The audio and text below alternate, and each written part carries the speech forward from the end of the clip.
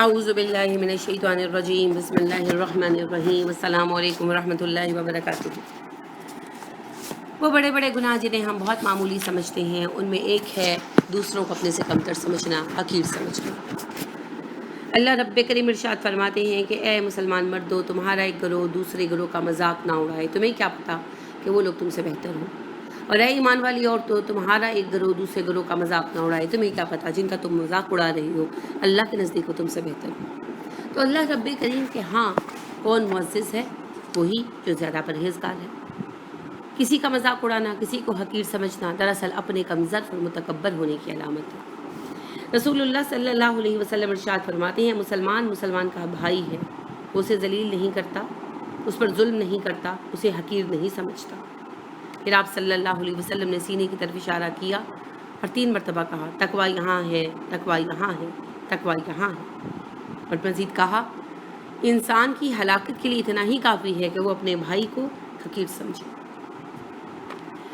ایک دوسری حدیث مبارکہ میں آتا ہے رسول اللہ صلی اللہ علیہ وسلم نے ارشاد فرمایا جب کوئی آدمی یہ کہے کہ فلاں ہلاک ہوا تو سب سے زیادہ ہلاکت میں وہ خود ہی مبتلا ہوتا ہے۔ اسی طرح رسول اللہ صلی اللہ علیہ وسلم نے ارشاد فرمایا جس شخص کے دل میں ذرہ برابر تکبر ہوگا وہ جنت میں نہیں جائے گا۔ ایک صحابی نے عرض کیا کہ اللہ کے رسول صلی اللہ علیہ وسلم انسان کے دل میں یہ خواہش تو ہوتی ہے کہ میرا لباس سب سے اچھا ہو اور میرے جوتے سب سے اچھے ہوں، تو کیا اس کے بارے میں کیا حکم ہے؟ آپ صلی اللہ علیہ وسلم نے فرمایا نہیں، یہ تو جمال ہے، اللہ جمیل ہے اور جمال کو پسند کرتا ہے۔ تکبر تو یہ ہے کہ آدمی حق بات کو ٹھکرا دے اور لوگوں کو اپنے سے کمتر سمجھے، یعنی اپنے آپ کو اعلیٰ سمجھنا اور دوسروں کو کمتر سمجھنا تکبر ہے، اور تکبر کا نتیجہ جہنم ہے۔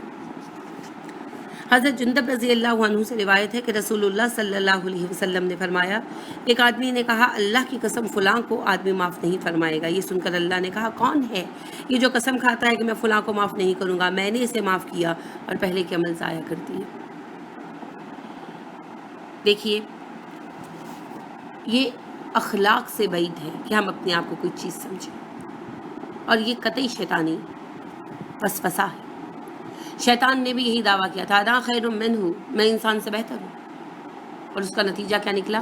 لعین ہو گیا، ابلیس ہو گیا، مایوس ترین۔ لہٰذا اپنے آپ کو ہمیشہ تکبر سے بچائیں، دوسروں کی خوبیاں دیکھیں اور اپنی خامیاں تلاش کر کے اپنی اصلاح کی کوشش کریں۔ اما عائشہ صدیقہ رضی اللہ تعالیٰ عنہ سے روایت ہے کہ حضرت صفیہ بنت ہوئی کا اونٹ بیمار ہو گیا اور حضرت زینب کے پاس ایک اونٹ زائد تھا۔ رسول اللہ صلی اللہ علیہ وسلم نے فرمایا اپنا زائد اونٹ صفیہ کو دے دو۔ حضرت زینب رضی اللہ تعالیٰ عنہ نے کہا کہ کیا میں اسے حوریہ کو اونٹ دوں؟ اس پر رسول اللہ صلی اللہ علیہ وسلم سخت ناراض ہوئے، ذوالحج، محرم اور سفر کے کچھ دن ان سے تعلق ترک کیے رکھا۔ دیکھیے خالی انہوں نے یہودیہ کہا کیونکہ پہلے وہ یہودی تھی، لیکن آپ صلی اللہ علیہ وسلم اتنا ناراض ہوئے کہ کچھ دن کے لیے ان سے قطع تعلق ہی اختیار کر لیا۔ اس قدر بڑا جرم ہے کسی کو اپنے آپ سے حقیر سمجھنا۔ آپ سوچئے ہم لوگوں کا کیا رویہ ہے آج کل؟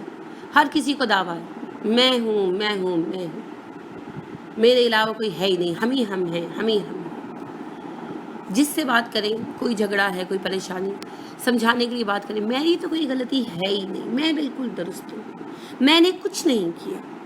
یہ رویہ ہمیں کہاں پہنچائے گا؟ ہر ایک شخص کو دعویٰ ہے پارسائی کا، سبھی فرشتے ہیں یارو، کوئی بشر بھی ہے۔ تو انسان کون ہے؟ آدم۔ کیا طریقہ تھا آدم کا؟ جب غلطی ہوئی رب سے معافی مانگ لی، ربنا ظلمنا انفسنا وَإِن لَّمْ تَغْفِرْ لَنَا وَتَرْحَمْنَا لَنَكُونَنَّ مِنَ الْخَاسِرِينَ۔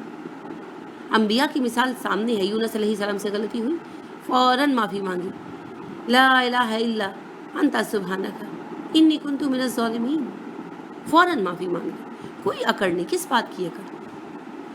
رسول اللہ صلی اللہ علیہ وسلم دن میں 70 مرتبہ استغفار کیا کرتے تھے۔ تو اپنے غلطی کو مان لینا، رسول اللہ صلی اللہ علیہ وسلم انسانوں میں بھی اپنی غلطی مان لیتے تھے۔ اگر کسی کو ڈانٹ دیا، کچھ کہہ دیا تو آپ صلی اللہ علیہ وسلم اس پر اڑے نہیں رہتے تھے۔ یہ آپ کی سنت ہے۔ سنت صرف مسواک کر لینا اور امامہ پہن لینا نہیں ہے، سنت و اخلاق کا نام ہے۔ لہٰذا جب غلطی ہو جائے غلطی تسلیم کر لیں، اگر کوئی بڑا کچھ کہہ دے برداشت کر لیں، ایک دوسرے کی عزت کریں، مومن مومن کی عزت کرنے والا ہوتا ہے۔ رسول اللہ صلی اللہ علیہ وسلم نے کہا جو ہمارے بڑوں کا احترام نہیں کرتا، جو ہمارے چھوٹوں سے محبت نہیں کرتا، وہ ہم میں سے نہیں ہے۔ تو ایک دوسرے کی عزت کریں۔ آپ صلی اللہ علیہ وسلم نے فرمایا حج کے موقع پر کہ اے لوگوں، جیسے آج کا دن اور یہ شہر اور یہ جگہ اور یہ گھر تمہارے لیے حرام ہے، عزت والا ہے، اسی طرح تمہاری جان مال اور عزت بھی ایک دوسرے پر حرام ہے۔ اللہ ہمیں ایک دوسرے کی عزت کرنے کی توفیق عطا کرے، اور یاد رکھیے جو خود عزت والا ہوتا ہے وہی دوسروں کی عزت کرتا ہے۔ جو اعلیٰ ظرف ہوتے ہیں ہمیشہ جھک کے ملتے ہیں، صراحی سرنگوں ہو کر بھرا کرتی ہے پیمانہ، اور جو کم ظرف ہوتے ہیں خالی برتن ہوتے ہیں وہی بچتے ہیں۔ اللہ ہمیں عزت کرنے اور عزت کروانے کی توفیق عطا فرمائے، اور ہمیں ایک دوسرے کی عزتوں کا خون کرنے سے بچائے اور تکبر سے محفوظ رکھیں۔ آمین۔ سبحانک اللہم و بحمدک ونشہد ان لا الہ الا انت ونستغفرک ونتوب الیک۔ السلام علیکم ورحمۃ اللہ وبرکاتہ۔